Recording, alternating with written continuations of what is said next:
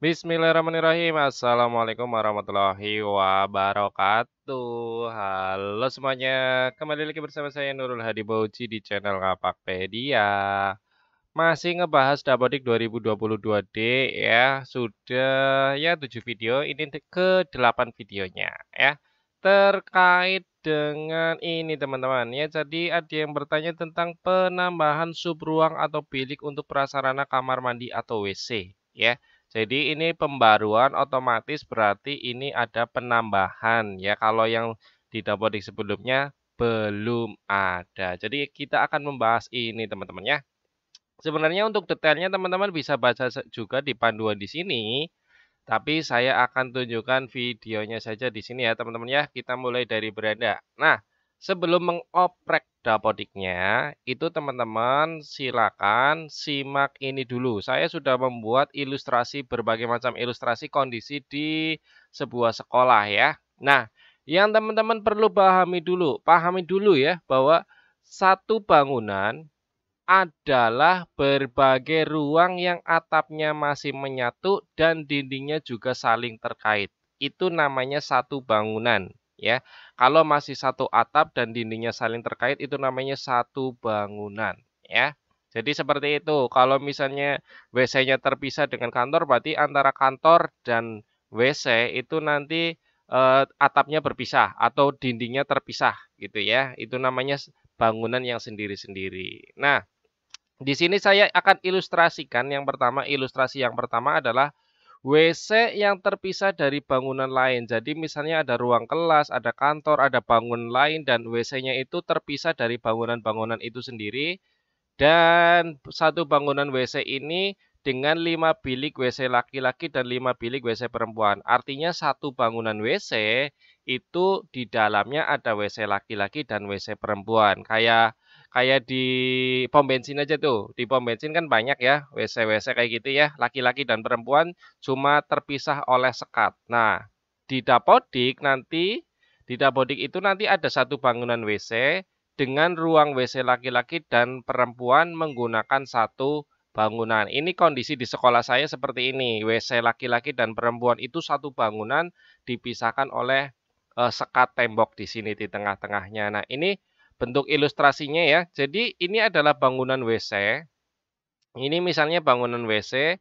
Di dalam bangunan WC itu ada bilik laki-laki yang pertama, kedua, ketiga, keempat, dan kelima. Ya, jadi ini namanya sub ruang. Yang ini teman-teman. Yang 1, 2, 3, 4, 5.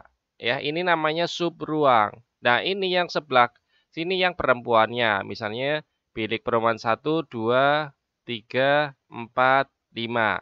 Lalu bagaimana di Dapodik menginputnya? Ya, ini kalau yang kondisi bangunannya seperti ini, maka di Dapodik akan seperti ini, teman-teman ya. Jadi, kalian ke menu ruang, ya, di sini kan menu ruang, lalu pilih kamar mandi, ya. Nah, di sini ada bangunan namanya toilet, sengaja saya buat namanya toilet. Bangunan ini berdasarkan data di tanah dan bangunan dan ini, ya. Toilet, namanya toilet. Ini kenapa dipisah? Ini karena sekolah saya itu antara bangunan kantor ini terpisah, masjid juga terpisah dan toilet terpisah. Ini yang benar seperti ini, kalau memang terpisah-pisah. Tapi kalau misalnya kayak SD itu kan biasanya gandeng terus semuanya ya, itu namanya satu bangunan. Baik kelas 1, 2, 3 dan seterusnya itu namanya satu bangunan. Tapi kalau saya itu kelas 1, 2-nya terpisah, kelas 3-nya terpisah, kantornya terpisah, ada masjid yang berdiri sendiri dan toiletnya juga terpisah ya. Ini namanya bangunan seperti ini. Nah, bangunan toilet ini digunakan untuk ruang namanya WC guru, WC siswa dan WC perempuan gitu ya. Jadi seperti ini ya. Di sini sebenarnya ada WC guru tapi saya fokus ke siswa saja. Ini WC laki-laki, WC perempuan. Ini bangunannya bangunan toilet namanya ya. Ini saya tulis. Oke. Nah, jadi untuk menambahkan biliknya itu di sekolah kalian klosetnya ada berapa? Intinya seperti itu. Inti dari bilik adalah adanya berapa kloset, gitu ya. Jadi di laki-laki ini kamar mandi WC ini laki-laki kan ada 5 klosetnya kalau di sekolah saya. Maka saya klik WC siswa laki-laki, ini tergantung nama kalian ya. Kemudian klik ini sub ruang atau bilik. Nah, di sini ditambahkan sebanyak 5. Misal saya contohkan yang pertama ini ya, bilik siswa laki-laki, kode ruangannya terserah misalnya BL1 gitu ya. Kemudian nama ruangnya bilik siswa laki 1 gitu terserah kalian namanya ya. Registrasi ruangnya juga terserah kalian. Ini di sekolah kalian menamainya apa. Nah, panjangnya itu ini teman-teman ya, sebentar. Nah, ini panjangnya ini berapa dari sini ke sini ya, panjangnya berapa meter? Ruangan klosetnya itu panjangnya berapa meter? Kalau saya sekitar 2 meter, lebarnya 1,5. 1,5 itu pakainya titik ya, kalau ada koma ya. Jadi 2 kali 1,5 itu satu ruangan bilik laki-laki. Luasnya tinggal dikalikan 2 kali 1,5 berarti berapa teman-teman? 3 ya. 3 meter persegi. Lalu selain itu diisi saja kapasitasnya ya untuk satu orang ya. Oke, tidak bisa. Oke, kita biarkan saja karena saya belum mengisi kapasitas di sini. Nah, ini terserah kalian mau diisi atau tidak ke bawahnya. Yang penting kalian tinggal simpan saja. Nah, maka akan seperti ini ya. Bilik siswa laki-laki nanti tinggal ditambahkan lagi. Caranya sama ya. Kode ruangnya BL2 karena bilik laki-laki ya. Yang kedua, bilik laki-laki kedua gitu misalnya ya. 2, panjangnya masih sama, lebarnya juga sama. Ini diisi tergantung kondisi di sekolah kalian bangunan WC-nya ya. Per klosetnya ya. Simpan. Nah, dan seterusnya sampai sebanyak kloset yang ada di sekolah kalian ya. Untuk perempuan juga sama, ditambahkan saja. Caranya sama persis, teman-teman ya. Seperti ini gambarnya. Ya. Ini berarti intinya ini teman-teman ya, intinya gini. Intinya adalah bilik adalah atau sub ruang adalah ruangan klosetnya ada berapa. Udah, simpelnya begitu teman-teman. Jadi di dalam WC kalian itu ada berapa kloset. Itu yang dinamakan sub ruang. Ya, kayak di pom bensin lah itu. Satu WC tapi di dalamnya klosetnya banyak. Nah, itu namanya sub ruang 1 atau bilik 1, bilik 2, bilik 3 dan seterusnya. Intinya seperti itu ya teman-teman ya. Jelas ya, untuk ukurannya tergantung di sekolah kalian ukurannya berapa. Saya contohkan nih yang biasanya salah ya. Saya contohkan di sini WC perempuan. Ukurannya 1,5 kali 1. Ini harusnya salah ya. Ini jelas ukurannya salah karena ketika saya sub ruangnya ditambahkan ya, ini yang perempuan kita tambahkan BP1 misalnya kita namai saja asal dulu ya. Nah, panjangnya kita isi 2. Nah, ini akan ada peringatan panjang sub ruang tidak diperkenankan lebih dari panjang ruang induk. Nah, panjang ruang induk itu yang mana? Panjang ruang induk ya ini teman-teman. Ini nih panjangnya 1,5 ya. Ini karena saya salah ngisi ya. Jadi panjang yang di sini ini ruang ya, ruangan yang dimaksud adalah ini teman-teman. Panjang dari sini nih, panjang ya. Kita save. Nah, sebentar. Ini namanya panjang nih, panjang seluruh ruangannya ke sini. Saya ganti warna biar jelas. Nah, ini namanya panjang seluruh ruangan. Ini induk. Ya, panjangnya dari sini ke sini berapa? Misalnya kalau satu bilik 2 meter, berarti kan 2 kali 2 lagi, 2 lagi, 2 lagi, 2 lagi. Berarti 10 ya. Makanya di sini harusnya diisi 10. Kita ubah dulu. Kita ubah di sini panjangnya 10.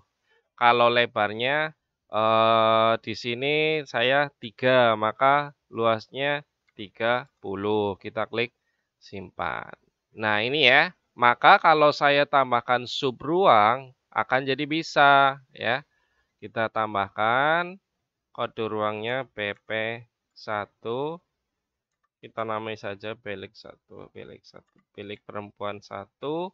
Nah, panjangnya itu 2, lebarnya itu 1,5 gitu ya. luas ruang 3, hasil perkalian tinggal simpan saja. Nah, tidak ada peringatan ya karena ukurannya sudah masuk akal ya. Jadi untuk sub ruang itu panjangnya yang ini, nih, sub ruang itu yang ini, kotak yang ini atau ruangan WC-nya. Kalau ruangan WC itu sendiri ya panjangnya seluruh dari bilik gitu aja teman-teman ya. Seperti itu ya teman-teman. Jadi, nah kita akan masuk ke ilustrasi yang kedua, tetap karena saya sudah buat jadi saya jelaskan saja. Sebenarnya intinya cuma satu, yaitu bilik itu berapa kloset di dalam WC tersebut. Udah gitu aja. Ilustrasi yang kedua adalah bangunan WC laki-laki dan perempuan dipisah. Nah, maka di dapodik harus ada 2 bangunan untuk masing-masing WC. Nah, ini ya. Di sini sebenarnya bentuknya sama, hampir sama. Saya perkecil. Nah, ini kalau ini satu bangunan, WC laki-laki dan perempuan itu satu atap. Kalau yang ini, WC laki-laki dan WC perempuan itu beda. Beda atapnya, beda bangunannya. Jadi terpisah. Ini ilustrasi yang kedua karena bisa saja ada WC laki-laki di depan, WC perempuan di belakang. Itu namanya terpisah ya. Gitu ya. Atau ada juga ilustrasi yang ketiga. Ya, ada ruang WC yang bergabung dengan bangunan lainnya. Nah, ini misalnya ini biasanya bangunan SD seperti ini nih, ya. Ada kelas 1, kelas 2, kelas 3, kelas 4, kelas 5, kelas 6. Di samping kelas 6 ada kantor. Setelah kantor baru nempel ada WC laki-laki dan perempuan. Di mana WC laki-laki dan perempuan itu kalau diperbesar di dalamnya ada kloset 1 laki-laki, kloset 2 laki-laki, dan seterusnya. Untuk perempuan dan laki-laki juga sama. Ini situasi di dapodik SD biasanya kebanyakan seperti ini ya. Jadi inputnya gimana? Inputnya sama persis dengan yang saya tadi. Cuma bangunan yang digunakan adalah bangunan satu dengan kelas yang lainnya ya. Ingat, konsep bangunan adalah ini ya. Jadi sebenarnya teman-teman harusnya nonton tentang perbedaan ruang dan bangunan yang sudah saya jelaskan di video lama saya ya. Nanti kalau itu sudah paham, nanti teman-teman ke depannya akan mengerjakan dapodik jadi lebih jelas. Gitu ya teman-teman ya. Jadi seperti itu saja terkait sub ruang atau bilik WC. Jika ada yang mau ditanyakan silakan tinggalkan pesan di kolom komentar. Kurang lebihnya mohon maaf. Saya Iris, salam satu nusa, salam satu bangsa, salam satu bahasa, salam satu data. Salam terakhir, salam Ngapakpedia. Wassalamualaikum warahmatullahi wabarakatuh. Terima kasih.